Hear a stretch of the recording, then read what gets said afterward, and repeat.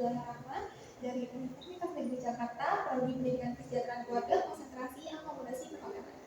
Saat ini saya sedang melaksanakan PKM di SMK Negeri 66 Jakarta. Pada kesempatan kali ini saya akan menjelaskan mengenai materi wake up call service.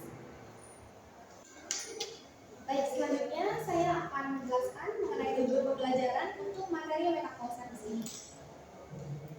Yang pertama, murid mampu mengidentifikasi dan menjelaskan pengertian serta fungsi wake up call service dengan tepat.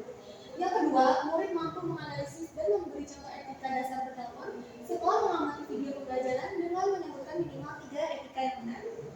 Selanjutnya, murid mampu mendemonstrasikan penggunaan spelling board dalam praktik berpasangan dengan pengejaan yang tepat. Lalu, murid mampu mempraktikkan SOP wake up call service secara rutin saat simulasi roleplay menggunakan telepon dengan mengakar SOP yang tepat. Yang pertama, ada kalimat pemantik, yaitu untuk apa layanan wake up call service? Bukankah kamu bisa memakai alatnya sendiri? Selanjutnya ada pengertian, di mana wake up call service adalah layanan pengguna waktu yang diberikan oleh remote model kepada tamu melalui telepon. Tujuannya untuk memastikan tamu bahwa sesuai jadwal yang mereka minta. Tujuan dari layanan wake up call service ini untuk meningkatkan kenyamanan dan juga kepuasan tamu selama menginap.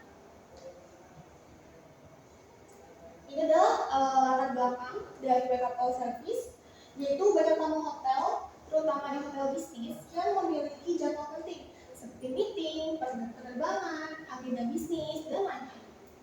Resiko keterlambatan bisa terjadi, sehingga hotel menyediakan layanan tambahan untuk mendukung pengalaman tamu.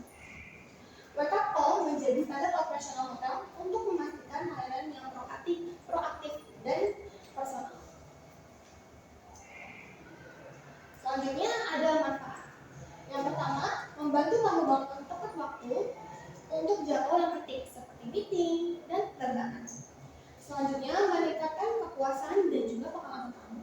Karena di hotel, terutama hotel bisnis, ketika kita menempatkan diri sebagai tamu, kepuasan dan juga experience itu sangat penting, sehingga hotel menawarkan pelayanan wake up call service untuk meningkatkan kepuasan serta pengalaman tamu selama menginap. Yang ketiga, menambah kesan pelayanan profesional dari hotel. Selanjutnya, ada tujuan. Yang pertama, memberikan layanan pendukung bagi tamu untuk manajemen waktu. Yang kedua, menjamin tamu mendapat layanan sesuai dengan permintaan. Yang ketiga, meningkatkan kualitas layanan front office. Dan yang keempat, menunjang citra hotel dalam memberikan pelayanan yang profesional. Lanjut, ini adalah SOP untuk melakukan layanan wake up call service. Intinya yang pertama ada greetings, menyapa tamu dengan sopan sesuai standar hotel. Contohnya, selamat malam, front office atau front office service berbicara, ada bisa saya bantu. Kedua, ada identifying atau mengidentifikasi identitas tamu. Informasi yang harus didapat adalah nama tamu serta nomor kamar. Lalu yang ketiga adalah confirming atau konfirmasi permintaan, yaitu menanyakan jam wake up call yang diinginkan tamu. Contohnya, baiklah, untuk jam berapa wake up call yang Anda inginkan? Selanjutnya adalah repeating, yaitu mengulangi pernyataan tamu untuk memastikan tidak ada kesalahan. Selanjutnya, closing dengan menutup percakapan dengan bahasa yang formal dan juga sopan. Yang terakhir adalah pencatatan, dimasukkan ke dalam sistem PMS berupa nama tamu, nomor kamar, jam wake up call, dan juga tanggal. Selanjutnya di sini ada spelling board yang digunakan untuk mengonfirmasi spelling nama tamu untuk menghindari kesalahan penulisan. Selanjutnya Alpha, Bravo, Charlie, Delta, Echo, Foxtrot, Golf, Hotel, India, Juliet, Kilo, Lima, November, Oscar, Papa, Quebec, Romeo, Sierra, Tango, Uniform, Victor, Whiskey, X-Ray, Yankee, dan juga Selanjutnya ada etika komunikasi dalam layanan wake up call service. Yang pertama, menghubungi tamu tepat pada waktunya, tidak kurang dan tidak lebih. Yang kedua, menggunakan nada suara yang sopan, jelas, dan tidak terlalu keras.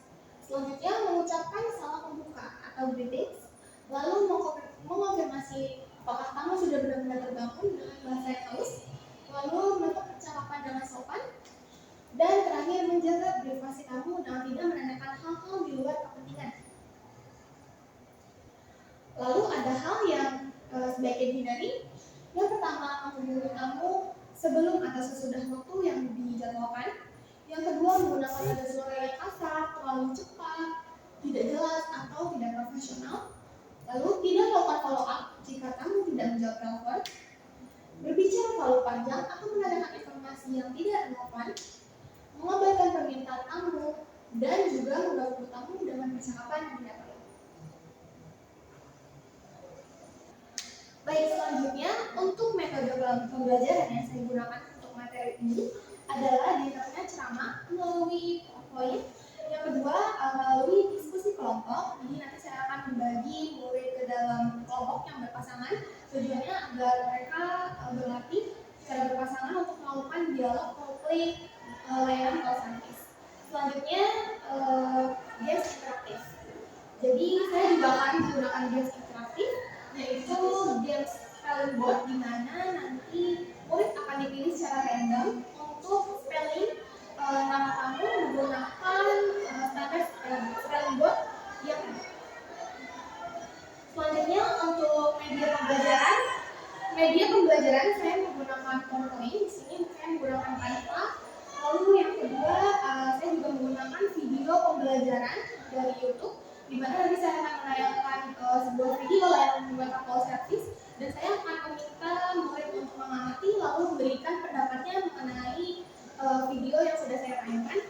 Selanjutnya ada games interaktif, di mana saya menggunakan website ZAP, di mana di games ini murid akan bermain sambil menjawab soal quiz.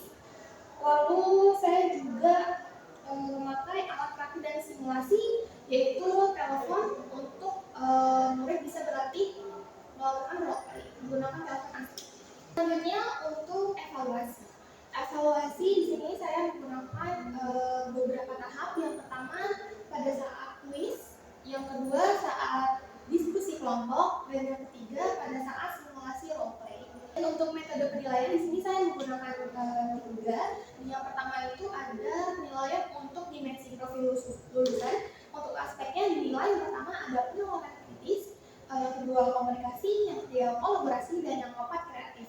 Lalu metode penilaian yang kedua ada melalui LKPD, di mana saya nanti akan memberikan LKPD kepada masing-masing kelompok, di mana mereka nanti akan membuat dialog untuk melakukan simulasi role play. Untuk aspek yang saya nilai dalam LKPD tersebut adalah kesesuaian dengan SOP, pemilihan kata dan kalimat, lalu etika komunikasinya, serta struktur dialog. Dan untuk metode penilaian yang ketiga adalah melalui praktik simulasi role play, dan aspek yang saya nilai yaitu ada intonasi, volume, lalu ada kesesuaian dengan SOP, dan kerjasama pasangan. Baik, kesimpulannya adalah wake up call service merupakan salah satu layanan penting dalam operasional hotel yang berfungsi membantu tamu membangun tempat waktu sesuai dengan kebutuhan.